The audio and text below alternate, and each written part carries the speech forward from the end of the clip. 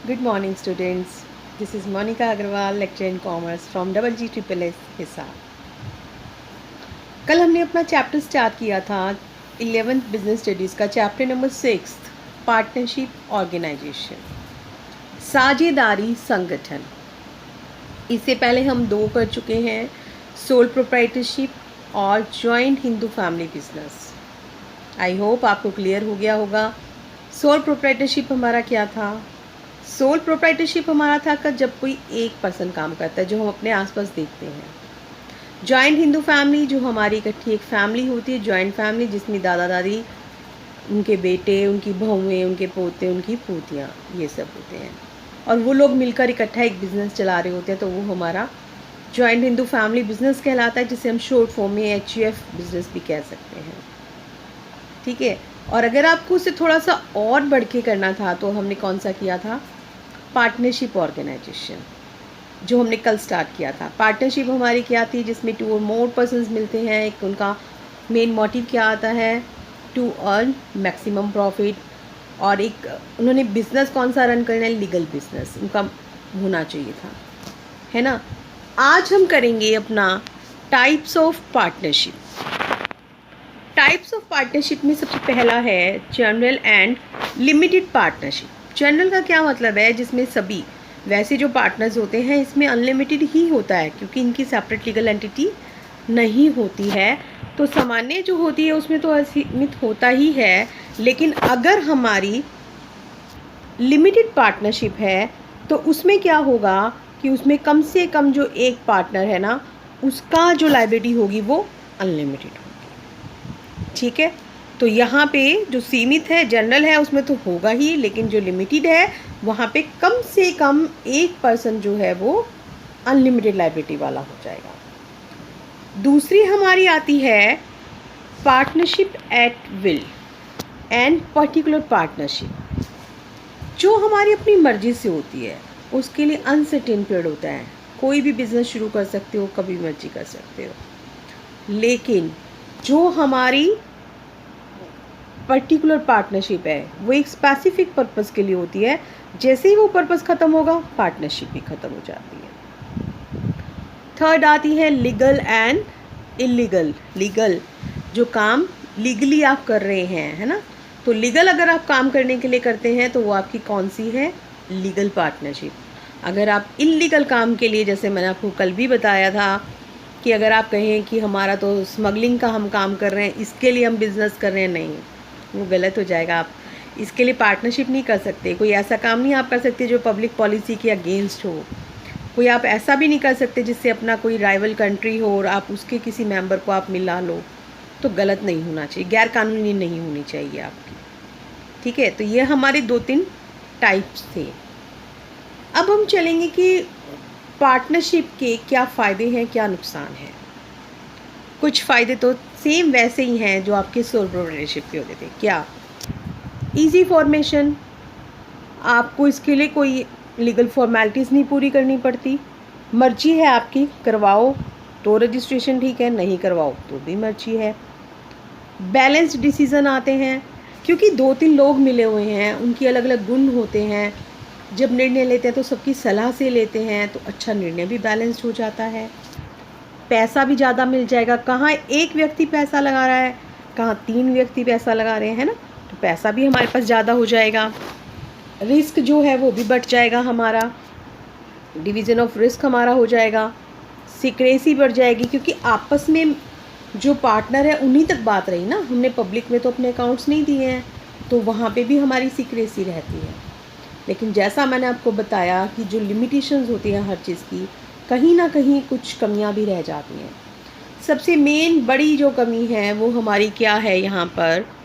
Unlimited liability की। अगर business fail हो गया, अगर बिज़नेस को नुकसान लग गया, तो पार्टनर्स को अपनी पर्सनल प्रॉपर्टी भी देनी पड़ेगी। ये सबसे बड़ा ड्रॉबैक है कि अनलिमिटेड लायबिलिटी है उसमें, है ना। दूसरा, लिमिटेड रिसोर्स। हालांकि अगर हम ये कहें कि एकाकी से तो कुछ ज़्यादा है, लेकिन कंपनी के कंपैरेटिवली काफ़ी कम है, उसमें पैसा इतना हमारे पास नहीं आता। फिर इसमें एक और चक्कर भी पड़ जाता है, यहाँ पे हार्मनी में उसमें आपस में नहीं बन पाता। अलग अलग लोग हैं, अलग अलग नेचर होता है, तो आपस में मतभेद हो जाता है, झगड़े भी हो सकते हैं, उनमें कोऑर्डिनेशन नहीं बैठता। Lack of continuity.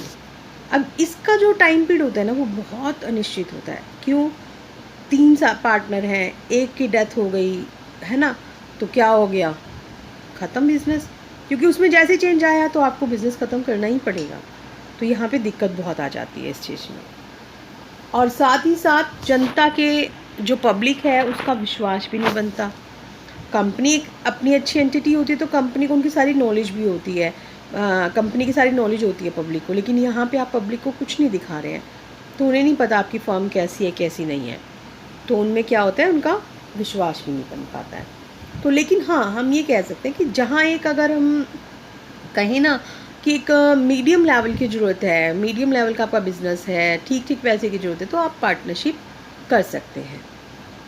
तो अगर अब मैं आपको कहूँ कि पार्टनरशिप और अगर हम सोल ट्रेडरशिप में कुछ डिफरेंस करना चाहें तो क्या हम कर सकते हैं? बिल्कुल कर सकते हैं। देखिए, सबसे पहले मेंबर्स की संख्या पे ही ले तो एकाकी में कितना है? 1। पार्टनरशिप में मिनिमम 2 मैक्सिमम 50। यहाँ पे कोई एग्रीमेंट होना चाहिए, चाहे क्लियर हो चाहे एक्सप्रेस हो, लेकिन यहाँ पे तो एक ही है, एक अपने आप से कैसे एग्रीमेंट करेगा?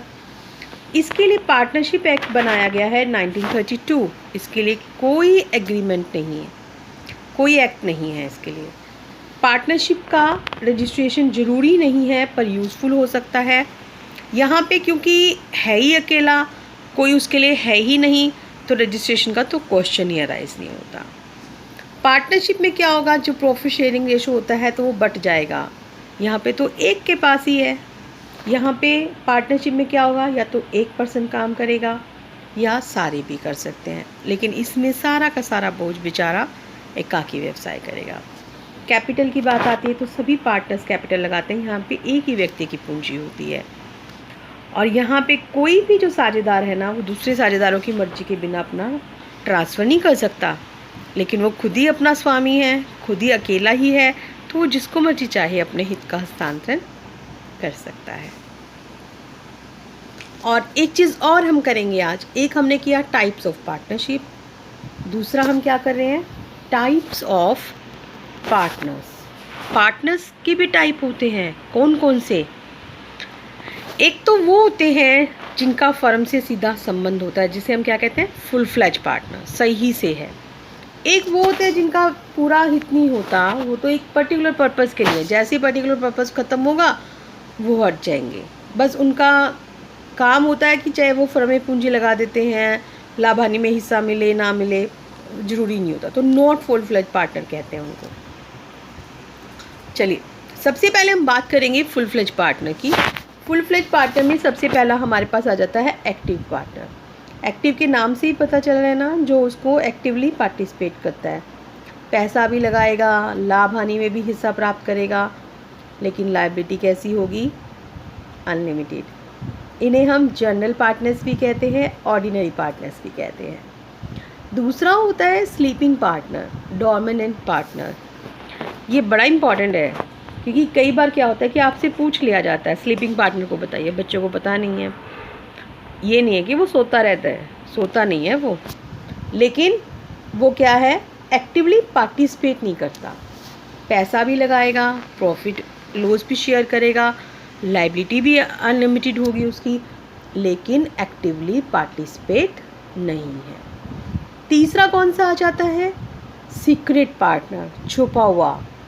ऐसा होता है जिसके साथ अगर आपका रिलेशन है लेकिन पब्लिक को उसकी जानकारी नहीं होती, वो आपका कौन सा पार्टनर कहलाता है, सीक्रेट पार्टनर। ये भी क्या करता है, पैसा भी लगाता है, प्रॉफिट लॉस भी लेता है, मैनेजमेंट में भी हिस्सा लेता है और लायबिलिटी भी अनलिमिटेड होती है। बस फ़र्क क्या है, लोगों को इसके बारे में पता नहीं है कि वो आपकी फर्म का पार्टनर है। समझ आया? और ये तो कौन से थे हमारे फुल फ्लेज पार्टनर। अब हम कौन से करेंगे, नॉट फुल फ्लेज पार्टनर। जो नॉट, सबसे पहला है नॉमिनल पार्टनर, सिर्फ नाम का है, कोई पैसा नहीं लगाएगा, कोई प्रॉफिट लॉस नहीं लेगा, कोई बिजनेस नहीं चला रहा, लेकिन सिर्फ इसकी पर्सनल गुडविल आपने उठाई। एक का नाम है किसी का, आप कोई काम कर रहे हैं, आपके साथ कोई नेता जुड़ जाता है, क्या लोग उसे लाइक करेंगे ना? अरे तो उनकी दुकान है, उनका बड़ा नाम है, तो वो क्या है, उसको फ़ायदा मिल जाता है। तो वो एक हमारा क्या है, नॉमिनल पार्टनर है। एक होता है हमारा पार्टनर बाय एस्टोपल और होल्डिंग आउट। ये भी कई बार 2 नंबर का क्वेश्चन आ जाता है। कई लोग क्या करते हैं, पार्टनर नहीं होते, लेकिन वो अपने शब्दों से ऐसा दिखाते हैं कि जैसे वो पार्टनर है, तो उसको हम क्या कहेंगे? ये हो गया हमारा पार्टनर बाय एस्टोपल। अब अगर किसी ने उसके प्रदर्शन से किसी ने देखा भी हाँ ये उसका पार्टनर है, उसी ने उसको कहा, अब क्या है, ए जो है ना, एक कंपनी है XY कंपनी, वो कहता है कि मैं इसमें पार्टनर हूँ, ठीक है।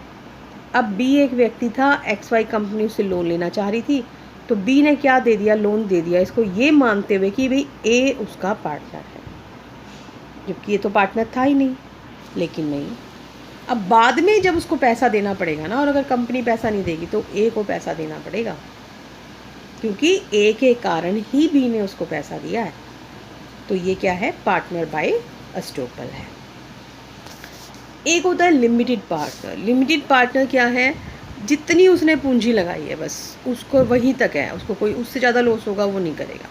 जितना पैसा लगा रखा है भाई आप उससे उतना ही लोगे। फिर एक आता है माइनर पार्टनर।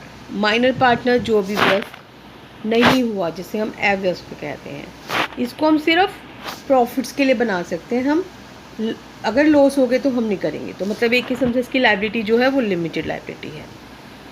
एक होता है पार्टनर्स इन प्रॉफिट्स ओनली। ये माइनर से अलग है, वो उनकी साझेदारों की मर्जी से बनेगा, ठीक है। उनकी की तरह उत्तरदायी भी होगा, लेकिन वो सिर्फ प्रॉफिट में साझेदार का होगा, और वो उसके फर्म के जो एडमिनिस्ट्रेशन है वो उसमें भाग नहीं ले सकता। तो आज के लिए हम इतना ही करेंगे। That's all.